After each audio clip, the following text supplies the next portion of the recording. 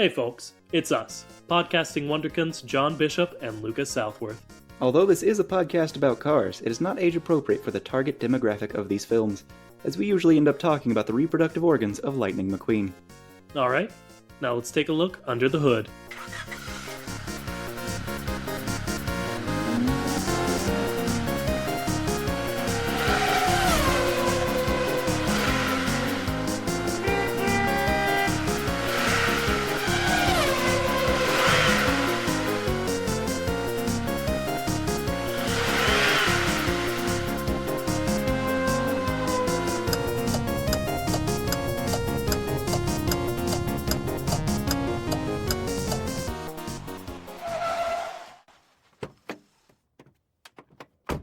Hello, I'm Lucas Southworth. And I'm John Bishop. And welcome to The Chat. The only podcast brave enough to ask the real question. Hey, what's up with cars? You know? Like, that's a good question. That's a good question. You know what though? Huh. What's up with planes again? Oh! Let's talk about planes. Also, yeah, some cars. We are, in fact, going to talk about some cars. Are we, though? Like, at least one of them is a car. Which one's that? Some of them are construction equipment, but one of them's just a car. Which one's that? I don't know, I think her name's Dynamite. Wait a minute. Oh, dang. I was hoping you were gonna say CAD. Which brings me to my fun fact of the day. Wait, before that, we're talking about the firefighters from Planes, Fire, and Rescue. We never said that. That's what we're doing. We're doing, I don't know, is this an Auto-Biographies? This is a profile in courage. Yes, an autobiography. I never once suggested another name, and you all know that. See, Go ahead and give me that fun. Okay. Fun fact of the day, the definition of the name of a character. You want to go ahead and try and just tell me what you think the word CAD means? Tell me which one is CAD first. Alright. CAD is the bad guy. The guy who's in charge of the fuselage. Alright. So the CAD spinner, okay. Yeah, the definition of CAD. A man... You wanted me to guess. Okay. I don't want to guess. Go for it. But CAD is, I don't know, it's like an old-timey like insult. Like, you cad. You're a cad. Yep. Like a fake, a phony, is my guess. Alright. It is a man who behaves dishonorably, especially for a woman. It's a dishonorable person. I mean, he is. Yep. He puts lots of lives in danger, as you remember from, I don't know, 3 episodes ago? We haven't decided where this is going to go yet. All very true. Alright, so yeah, his name is CAD, and he's just a bad dude. Which brings me... And he spins. Which brings me to a fun fact of the day. He's a Cadillac, that's it. Was that the not very, or was... He's a Cadillac. Okay. Was the first one you're not very fun, or were you just doing too fun like you do sometimes? I was just doing like a 1.5 fun facts. So reason that I wanted to call today, specifically, Profiles in Courage, an autobiography, firefighters. It's because they're heroes. They got all the courage. And I thought, when would that name apply better than this episode, specifically? This way we get to use both names. I'm not gonna do that. That would be confusing. Is understandable. And here's we should have one name for our series of the series is Autobiography. This one is just Autobiography, Profiles in Courage. It's like the name is like it's the name of the autobiography. John, you spent like a long time last time convincing me not to call it Profiles in Courage, so I'm not going to do that. All right, that's fair. All right, so we are talking about the firefighters from Planes, Fire, and Rescue. Yes, that is what we're doing. Specifically, they are Blade Ranger, Cabbie, Windlifter, Dipper, Maru, and then the Smoke Jumpers, who are Dynamite, Drip, Blackout, Avalanche, and Pinecone. Wait, I wanted to do a thing before I said those. That is All right. the perfect transition. We're doing so great with transitions today. Oh, like we always, every time do, Johnny. For sure. That is the perfect transition to our fresh wiki quote of the day. All right, give me that Wikipedia quote of the day. First off, I want to say that was another listener submitted name for the segment. Thank you to number one fan Faith for doing that. But of course, we are on disney.fandom.com/wiki/smokejumpers, which the Smoke Jumpers, one, cool name, am I right? Absolutely. The Smoke Jumpers are the little, like, construction equipment from Planes Fire and Rescue. They jump out of a plane and their cars, and they which is very confusing. And they ruin theories on like evolution and dinosaurs and all that jazz. It's great. It's great. Yeah. So glad they were included. And they basically just dig fire lines and, you understand firefighting. I don't, but let's keep going. Yes. Just several of their names are, in fact, nicknames based on... Let me just give you an example.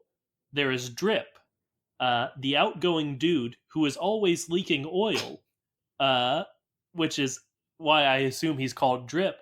I feel like it'd be very bad to be leaking oil if you're a firefighter vehicle. Well, do you disagree with that? The oil, not the gasoline. Is oil not also flammable, just to a lesser extent? It depends on the oil. Okay, clearly I don't know what I'm talking about. Anyway, but it's still like a weird thing he has a nickname for. Then there is Blackout, who is tough and overeager. Blackout once accidentally sawed down an electrical line, cutting power to the lodge for weeks and sending shockwaves through his short-term memory. At least he thinks so. Is that the one that shouts every line? No, John, that is Avalanche. Earned his name after triggering a massive slide, but the bulldozer, who coincidentally lacks an inside voice, claims he was nowhere near that snowbank. So, like, several of these are just named after times they messed up real bad. At least two of them are. And there's one who's named after the fact that they have a very short temper. And that is, of course, Dynamite. And, of course, the last one, Pinecone. Ew. One, can you imagine if you were in, like, a group, you're, like, known as a group, and your group mates were Dynamite, Drip, Blackout, Avalanche, and then you were Pinecone? I'd be mad. I admire that you were willing to go ahead and add in Drip, because I don't really think that Drip is a very, intense name. That's fair, but it's better than Pinecone. I mean, is it though? Because we've already talked about how, in Cars 2, Mater's publicly shamed by someone pretending that he was leaking oil, and that was him peeing himself, and this guy just constantly drips. So basically his nickname is Puddles because he's always peeing himself. That's fair enough. But anyway, Pinecone is equipped with a rake tool to clear brush and debris, and is an easygoing southern soul, which is what his little entry on the Smoke Jumpers page says, which I like a lot. It's really good. But none of that is the wiki quote of the day. I did a worse job that time. We are going down to the trivia section, as we so often do for that. And it's the only entry for trivia on this one. And it's somehow Avalanche's voice by Brian Callen for the US is heard on the film's UK home video instead of Bear Grylls. What? I said the same thing. But Bear Grylls voices Avalanche in the United Kingdom release of this movie. Why is there a United Kingdom release? I wouldn't think they would have to adjust much for the United Kingdom from this movie, but apparently they did. You know, I always get bothered by the fact that, like, every single American movie, when they want someone to be speaking another language, if it's not like a really classy movie, they tend to just do this thing where they're speaking completely in English but with an accent, and it's just like, that's, come on. I get it, Americans don't want to have to read, but like, come on. But they have someone speak accented English just so that it's the same language. Yeah, I mean that's a thing. Like I always hear about slight differences, like there are differences in Captain America's list and like the Winter Soldier based on the release, but like that's not recast. Yeah, we're talking about paying a celebrity to do something that's completely unnecessary and probably a pretty hefty amount. It's so dumb. I'm not disagreeing. Could also be like a thing they do for like, I don't know, animated movies fairly often. I couldn't tell you. But that's weird. Bear Grylls voices a tiny construction vehicle, but only in one region of release for this movie. Yeah. So I don't know if there's ever going to be a good time to bring up my not so fun fact of the day, on account of, like, we're getting them all out of the way. Go ahead. Well, the thing is, it should have happened exactly when the other one happened. Okay, so the not so fun fact of the day is, so guess what the alignment is listed as for CAD? Like, is it a D&D alignment or is it just like pretty much? Yeah. Okay, I would say he's like lawful evil. No. Neutral evil. Says good. Later, now neutral. Oh, when he nearly kills... Now I'm not so sure about that. When he nearly kills hundreds of people, he gets demoted from good to neutral. Yeah. He steals... I don't know if you could... He steals water from firefighters, nearly killing a lot of people. His name means a man who behaves dishonorably, and he's only demoted to neutral. Not to mention that he started off being good? Yeah. That's also not great. Yeah, I don't think that was a great choice on their part, whoever made that wiki entry, but... So I'm going to list his personality traits. Rude, selfish, happy, greedy, stubborn, flamboyant, arrogant, friendly to certain people, like Dusty.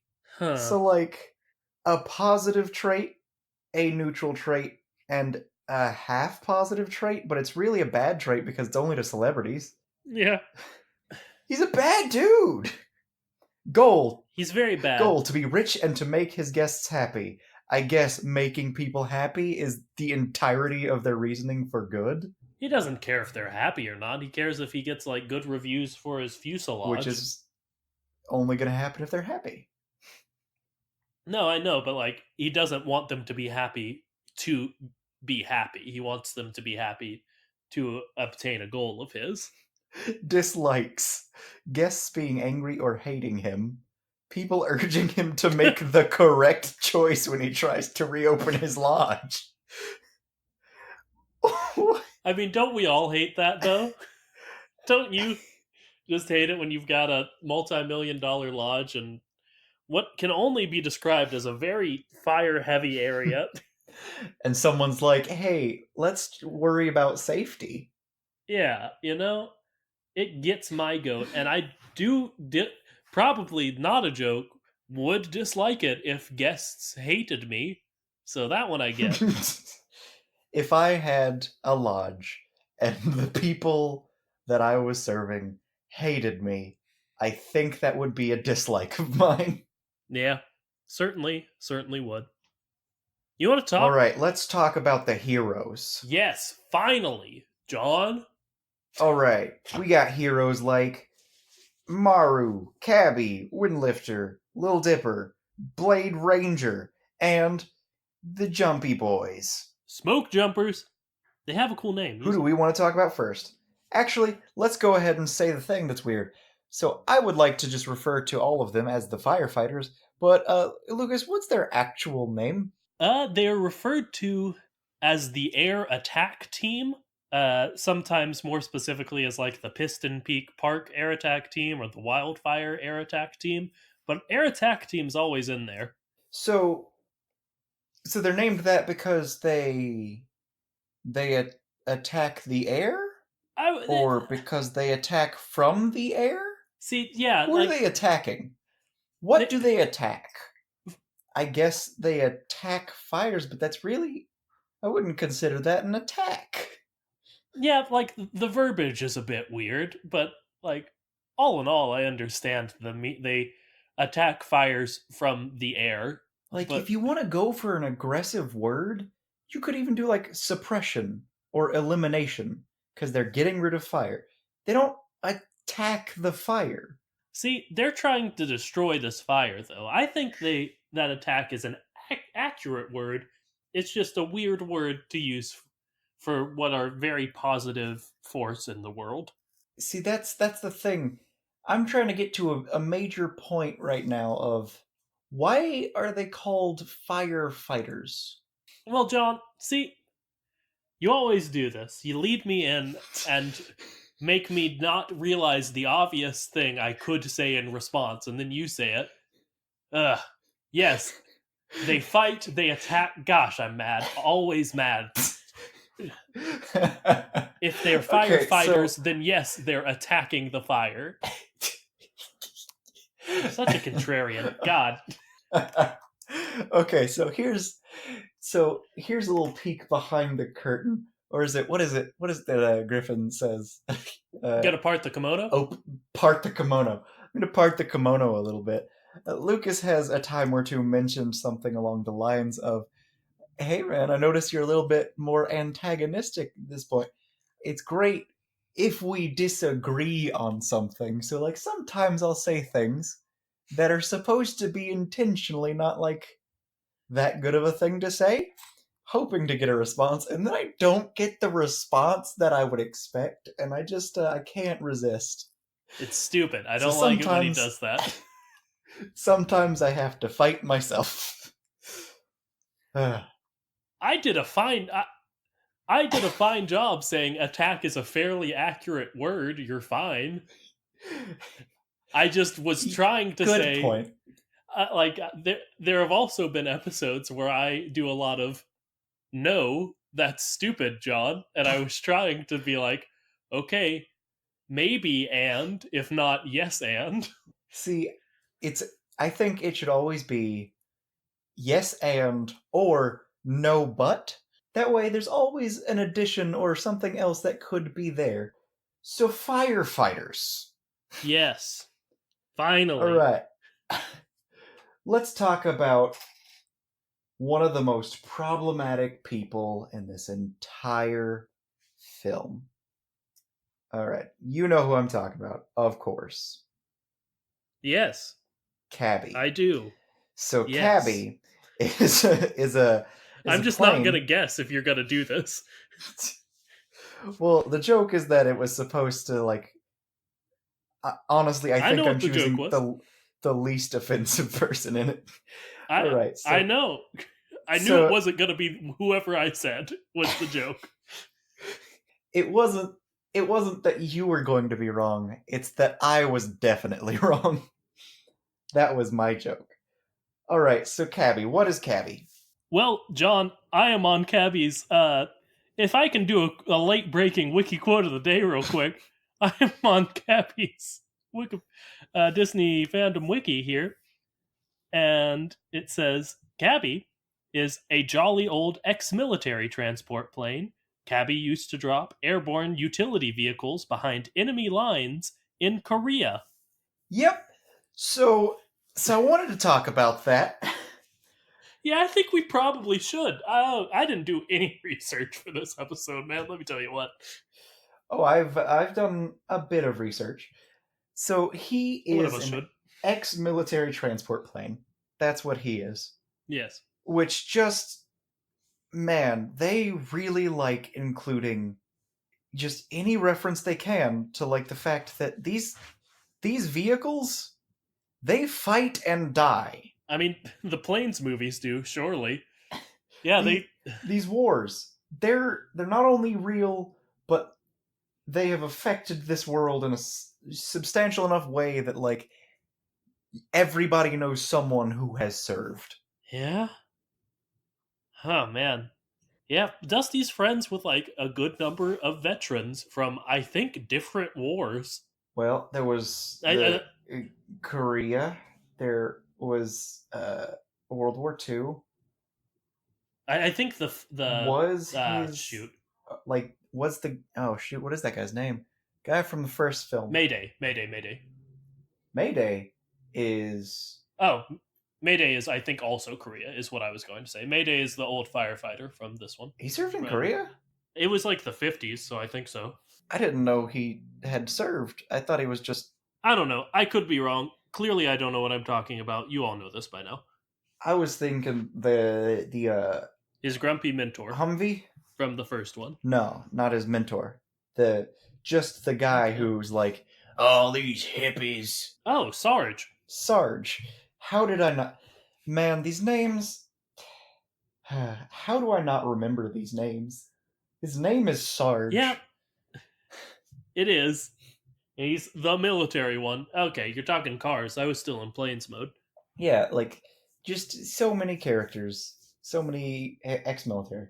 All right, so he is an ex transport plane or ex-military transport plane. He is another example of a character whose entire job is just transportation, which again, so many people's jobs in this universe is just transportation. You race, you transport, you fight fire, I guess. And No, yeah, he just, and like, and then there's forklifts that do everything else. I guess he just, so he's the plane that the smoke jumpers jump out of. So I guess he just like Mm-hmm. takes them to the fire. They jump out of him, and he goes back to the base. You think? I think he probably just like waits. Or But like, actually, I don't know. there's like, no it's need not for going to him be to. easy for him to pick them up. Yeah, he's much too big. He's like a cargo plane sized plane. He couldn't like land in the forest. I think he just goes home. There's no need for him to like he as far as we saw, he doesn't have any other firefighting capabilities. So I think he just goes, throws them into the fire, and is like, okay, well, my part's done, I guess, and goes and sits by the at the base with Maru and waits for him to come back. Oh boy, Lucas, you stopped that wiki quote too early. Oh, did I? I'm going to go ahead and say the next line. Now he drops smoke jumpers at Piston Peak. It's a lot like combat, but nobody's shooting at him. Oh boy. Why would they give us his maximum takeoff weight? That's just important information. His maximum takeoff weight is 74,000 pounds, if you were wondering. I'm glad you said it. All right. So he is modeled after a flying boxcar. That's interesting, I guess. The Fairchild C-119. One thing that makes Cabbie interesting to me is he's so big that I think they couldn't figure out how to put him in a lot of like the situations. So he's not in the movie all that much, even compared to the other side characters who are not in the movie all that much. I feel like you see his butt almost like half as much as you see his face, which is weird. Yeah, and like we watched this movie a week ago, and it's I don't know, I don't remember anything about it, so I could be wrong about this, but like I feel like there were several scenes that like they couldn't figure out a thing to do with him, and like everyone else is there but him. So I mean, it's very much like the thing that they do anytime hands would be necessary, and they just don't show that like thing being done. They just show like the effects, or like, oh, you can see these ropes. wrapping around a thing because they've been thrown, but you don't get to see it be thrown. Yeah. You don't get to see this character because, like, he doesn't fit. He doesn't fit. He just doesn't fit. And that's sad. And he just drops his friends into fires and goes home and probably feels not useless, but not the most useful in the world compared to his friends actively fighting the fire. And that's kind of sad. Yeah. I mean, this man has served his country, and now He's a he's veteran. serving his country as a firefighter, but he's probably a lonely guy.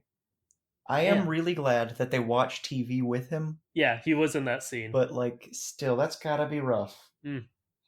There's so many places he can't go due to his size. There are so many things that he's gotta drop his friends off and then just hope that they live while he leaves or just doesn't go near the fire, because there's no reason for him to go near the fire because he can't do anything else. Yeah. Man, that's real sad.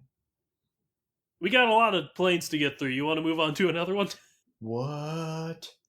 Huh? Oh, there's another wiki quote of the day. Whoop whoop. Or is it wiki? Wiki quote of the yeah. Wiki quote of the day. According to the movie's release in Israel, okay, he is seen as the villain of the film. Wait, Cabbie? That's what this Wikipedia is saying. What? How? What? How? I don't know. He is in no way villainous. Which wiki are you on? I'm on disneyplanes.fandom.com/wiki/Cabbie. I can't see the rest of the link, but it's Cabbie. That's very, very strange. Do you think it's because of, like, military conflicts and they just, like, a cultural thing? Because, like, I can get it, but, like, that's sad. I think maybe they just changed some stuff for their release of it. I don't know. That's the only thing I can think of. He's just like we said, he's not even, like, important in this movie. So I don't know how he could be an antagonist. It says he is rude but is not a villain. Cad is the anti-hero. Right, so this person is talking about Cad. This person says he looks like a villain, but not much. Cad is the villain. So Mike Wazowski ROR, I guess Roar Omega Roar, is like, okay, so I guess he kind of looks bad because he's, like, dark and has, like, red lines all over him. Yes, like the Cabbie. Don't know what that comment means, and he looks like the villain. What? He does nothing to impede the protagonist's, like, process. He only helps and watches TV with his friends. I mean, these are fan edited. We have no idea the veracity of that claim. I think someone's just wrong, or they changed major things for the release in Israel. I really gotta see the movie if it's that different in Israel. Yeah, especially if they didn't change any, like, animation. They just changed his voice to make him villainous. He just says some, like, weird slurs. I mean, that would do it. That would do it. John, I want to talk about a different plane. Windlifter. Okay, Windlifter's a helicopter. He's one of the firefighters. He has flame retardant in him, and he's a Native American and a stereotype. Yes. Yep. He exercises. That is true. Do we want to talk about that? Well, I guess maybe because, like, he is like, his job is to lift heavy loads, as a helicopter. And he is a former lumberjack. Yes, I remember them saying that, actually.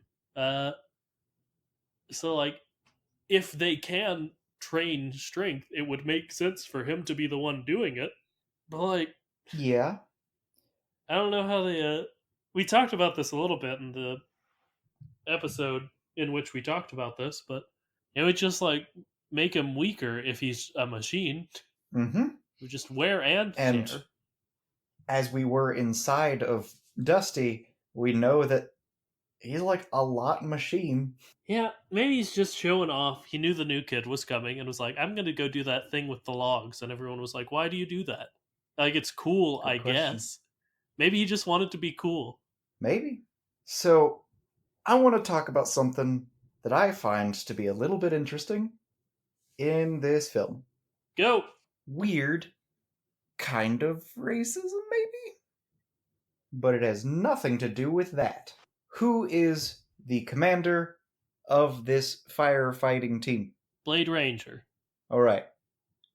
Who is the second in command of this firefighting team? Windlifter.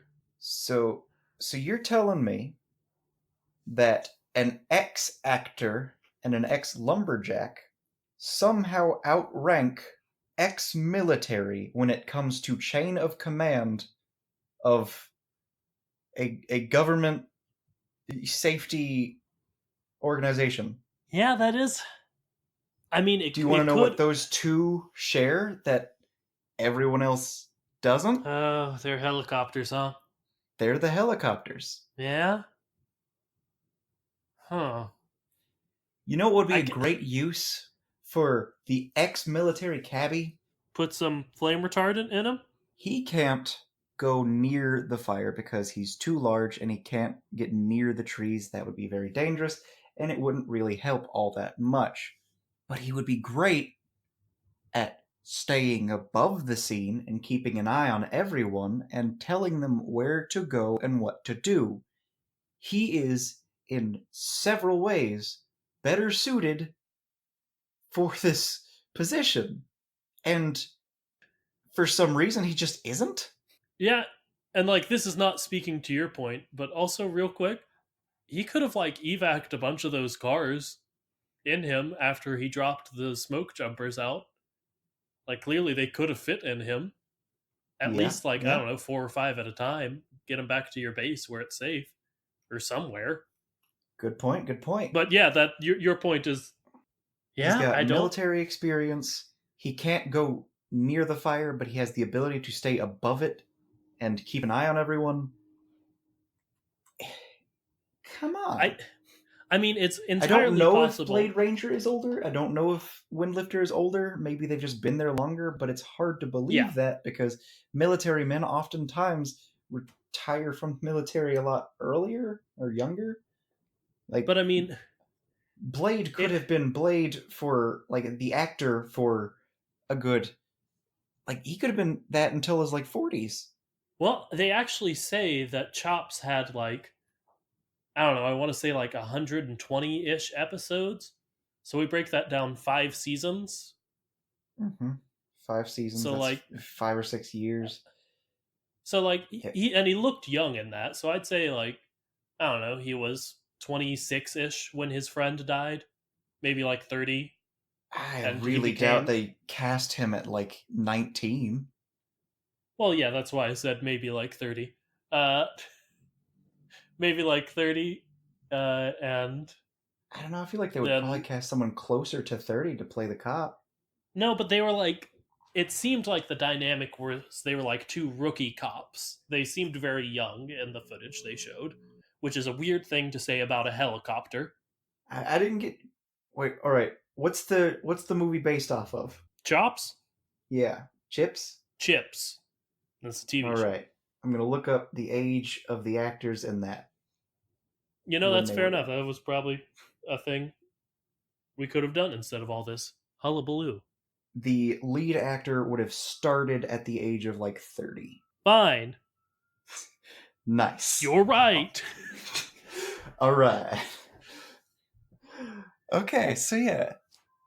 And like being an actor, you gotta work at that for a few years before you like get a major role. Yeah, but he still would have retired at like 36, which is older than I was thinking. 36, he retires.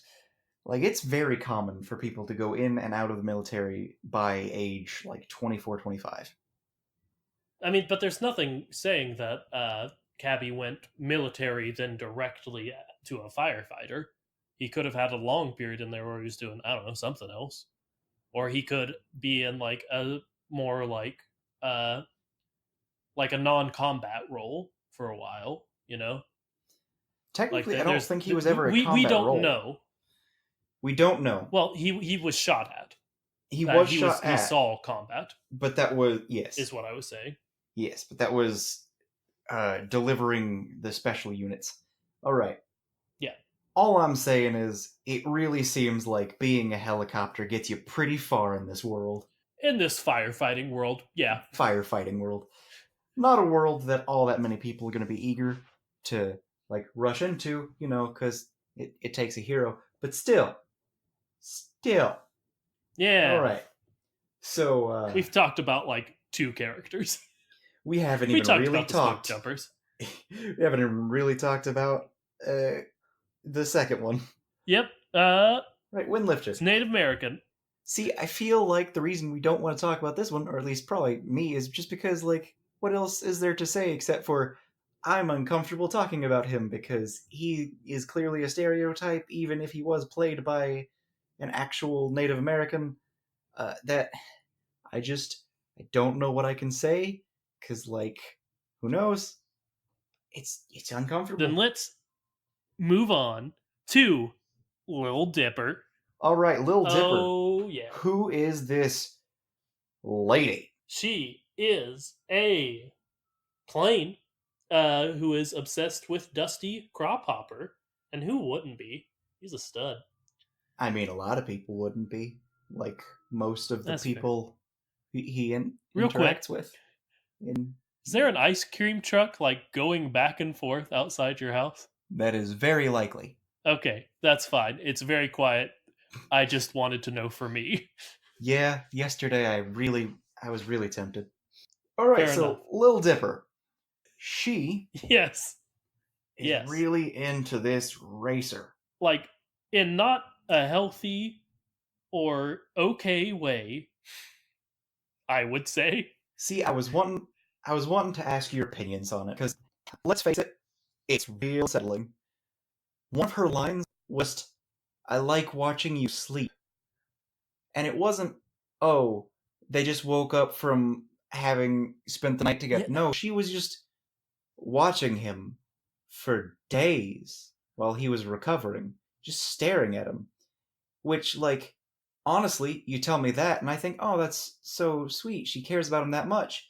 And then she just goes and says, "I like watching you sleep." That ruins it. It makes it so creepy. It flips a nice moment into being just like the worst. And they fully do play it as a nice moment at first.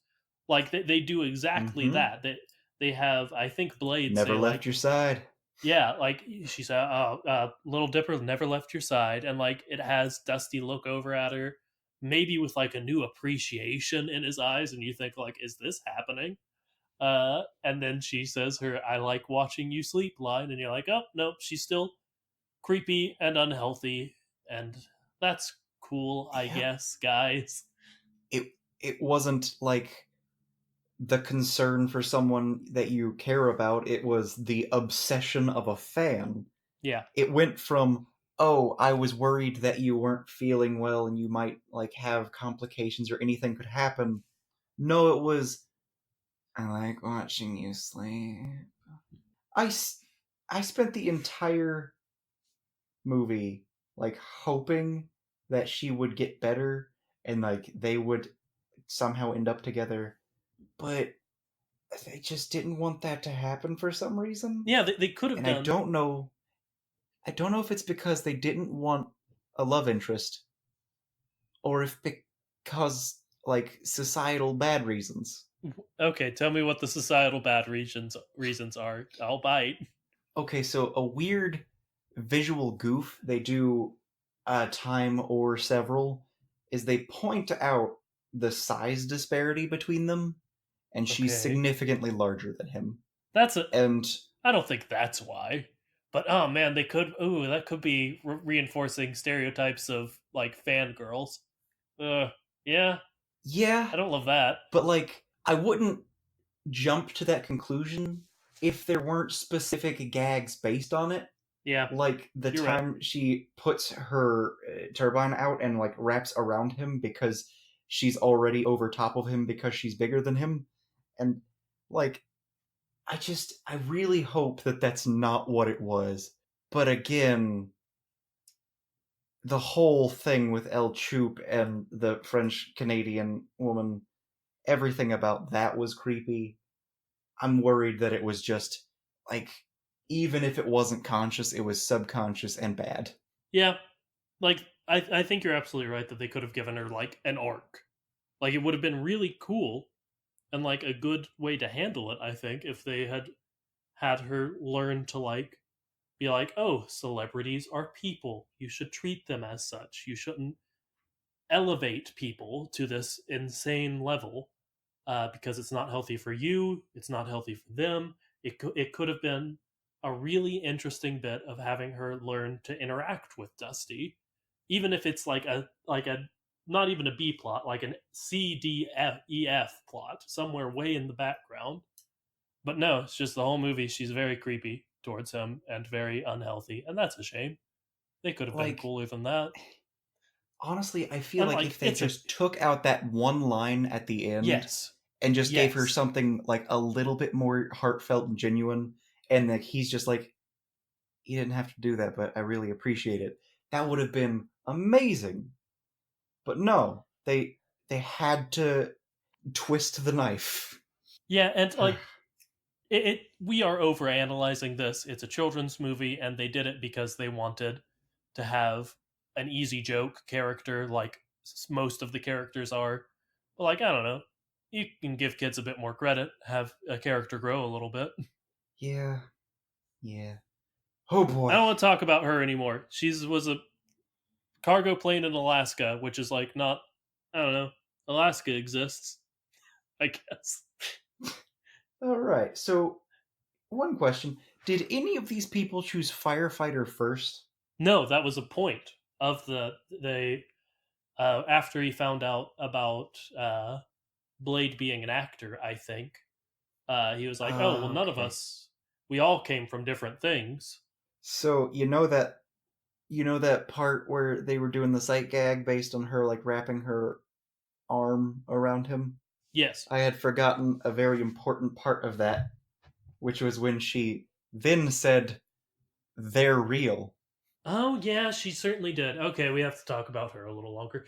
Uh, So we've mentioned several times we think headlights are somehow like genitals. Like oftentimes we think they're like breasts, just because like honkers or headlights.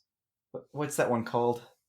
it's called honkers, but the sign has Is the it is headlights? neon. Yeah, and like the headlights like pop on and off as if like here's the draw, boys. Okay, so there's that. There's also just like checking out rear ends. There's also the old man taint, and in this one, there's just part of a wing. There was the propeller in the first Planes movie. What is and what is not sexual to these people? Yeah, I just looked it up. It was her pontoon. If you don't know what we're talking about, again, I'm sure none of you watched Planes, Fire and Rescue, which is fair enough.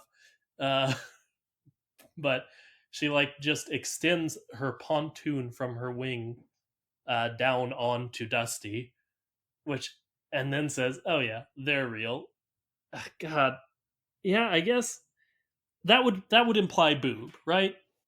It wouldn't imply any other human analog. But Lucas, I want you to imagine that you're going on a date with a gal, Okay, and she just slaps her boob on my shoulder. slaps her, not even on your shoulder, on the other shoulder, like around you. She takes her breast and places it around you, You know, and then I and w- then says they're real. yeah, I wouldn't believe that statement. I don't think. Okay, and they're extending from her wings, which would be like her arms, I guess. Oh Yep. god, it's hard to. force human anatomy on planes if you've never tried to do that at home. Oh boy. Okay, so she has just the strangest elasto boob. Yeah. All right. I guess that's it for this character. Yeah, I don't want to talk about Lil Dipper anymore. Let's talk about all right, I'm going to save Blade for last. Let's talk about Maru. The single greatest doctor in the Cars universe, I think we can say, that we know of. The single greatest mad scientist in this universe. And doctor. A man... He's definitely also a doctor. I mean, I'm thinking it's like a Frankenstein-esque doctor, because when he fixes something, it's better than new. Yeah. He'll just slap things together and just create whatever he wants out of what other people would call garbage. Or like, I don't know. Okay, I'm going to do the thing you did and say, imagine you have, like... Lucas, stop everything. Stop everything right now. Okay. We got another wiki quote of the day. Under trivia, he boasts the first opposable thumb in the Planes films. Okay. How? What? In what sense?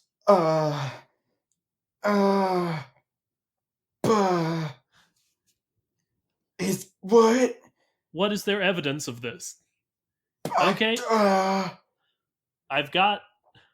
Lucas has got a thumb, maybe? One of their hands? He's got one, man. He's got part of a hand. Okay. Alright, one of the comments, it says, what opposable thumb? That's it. What opposable thumb? Yeah, I think Where's we're both... the thumb? I'm looking through pictures. I can't see a thumb.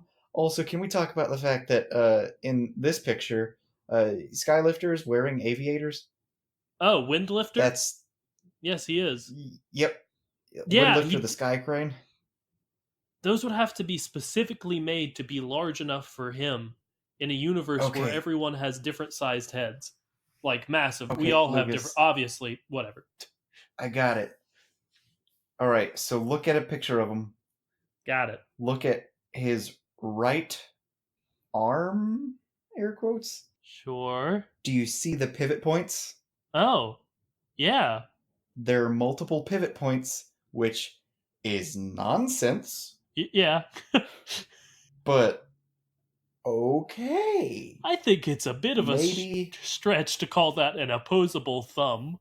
It's like an opposable arm.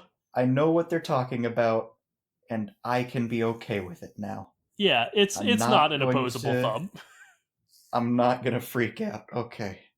It's like he has an arm that can bend, as opposed to just go up and down. So that's nothing. That's nothing. Okay, so let's talk about how maybe, just maybe, that's the only reason he's able to fix him when no one else could. Because he's some sort of freak of nature with a tentacle instead of an arm. Okay, that makes what the thing I was going to do even better. Imagine you have a heart condition. It's not fatal, but like it causes you to not be able to do the Olympic sprints you used to do. You become a firefighter, a lot of stuff happens. You get very hurt in a fire, and you wake up from your coma. Go ahead. Lucas, so I've got a heart condition, and the first thing I do is become a firefighter? You do, in fact, become a firefighter after being diagnosed with a heart condition that means you can't exert yourself. What? Nope. All right, let's move on. The good news is it's been said that it's inoperable because, like, for whatever reason, you can't get a heart transplant. because they don't make your kind of heart. The metaphor is falling apart a little bit. But they don't go, have my heart. Sure, yes. But you get very hurt in a firefighting accident, and you wake up from your medical coma, and there's a doctor with a tentacle, and he says, "Good news, son. I took some other hearts and I just slapped them together, and now you're fine. Everything's cool now, kid. You got a slapdash Fraken heart." I think you mean you wake up and he says, I've got news. Yeah, well, you know your heart, you have that heart condition. Well, I put a bunch of stuff in you and now it's better. Like I just and then like his tentacle just twitches a little bit. I just like played around in there for a while. I don't even know what I did, man. But your heart's, I guess, better. And so after this person with a heart condition becomes a firefighter and then has Dr. Frankenstein fix their heart, they then ask, so why did you do that like while I was dying on your table instead of like just focusing on the fact that I was dying? And his response would be, are you asking me? Because he doesn't have one. Yeah. Because he can. Because he's a mad scientist with a tentacle arm. Man, we've created quite the fiction for Maru, the character from Planes, Fire, and Rescue that none of you have ever heard of. I think you mean we have realized the insane existing fiction for this just crazy character. Yeah, okay, you got me there. We have revealed it. We haven't come up with it. I want to spend just a tiny bit more time on the smoke jumpers before we get back to Blade. Just because, like, I don't know. It's weird that they're also trained in, like, aerobatics. What are you talking about? It's only normal for these vehicles to just jump out of their buddy with parachutes and do sick flips and tricks. Do they even use parachutes for that little segment? Or do they just land on the ramp as if that's cool? I don't remember. I don't remember parachutes being involved. Use parachutes. I mean, they'd have to. They'd have to. They would just crash through the very wooden ramp. Now, wouldn't that be a great ending? Now, I want to go back to how we were saying if they killed Dusty, it would be an 8 or something. If they got to the end of the movie and the big celebration back at Prop Wash Junction Airport, grand reopening, just ends when 4 people splat real hard onto the ground. They're all just dead. They just go straight through the ramp because they weigh like 1,000 to 2,000 pounds and it's made of wood. It would have been from a plane. It would have been an incredible, like, 83-minute setup for an incredible punchline that was entirely worth it. 10 out of 10 movie. Yes. Very much so. That would... Okay, I'm going to be real. If that happened, it would be my favorite movie. It would be pretty good. I don't know if I would ever want to watch it again, but that would just be the funniest thing ever. But like, if you ever watched it with someone else, all you would do the whole movie is, knowing the ending, just watch them they think this is just a normal movie. They have no idea. They have no idea that avalanche, drip, dynamite, pine cone, and blackout are going to just die, like, explicitly at the end of this film. Explicitly and just in a horrifying, so sudden way in front of an audience. Fire, you know? Like, they're still vehicles. No, I don't want there to be any fire. I want you to see every little bit just crash and be torn apart. Well, that's way better than anything else we could have said about the sky jumpers, so I think we should just go ahead and move the smoke jumper, so we should move on to Blade. Alright, so Blade. voiced by Ed Harris. What is he? He's a helicopter. What kind? He is several different ones mixed together, as is the standard for these vehicles in these universe. He is an Augusta Westland AW109, AW139, and a Bell 429 Global Ranger. I don't know what any of that means. No one does. He is painted mainly red with icy blue eyes. Ooh. Ooh. There we go. Finally. Getting to the good stuff. What's his inspiration, Lucas? Go ahead and tell our audience what inspires this man. He was an actor, and then his friend freaking died in a fiery explosion, and he didn't know what to do about it. Yep.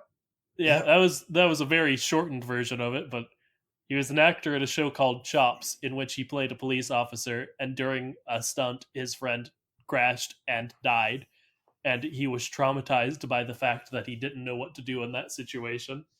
So he became a firefighter, so I guess he would know what to do in those situations, and no one would feel that helpless. I got there. Yep. That's pretty dark.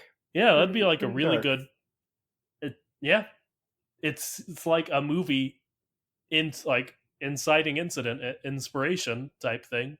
Not usually like a kids movie one, but yeah, I could very well watch a movie like that, and it would be amazing. And then they put it in this movie because reasons. like from the get go, when they were like, "Oh, he had a partner on this show," I was like, "Oh, he's dead. Cool."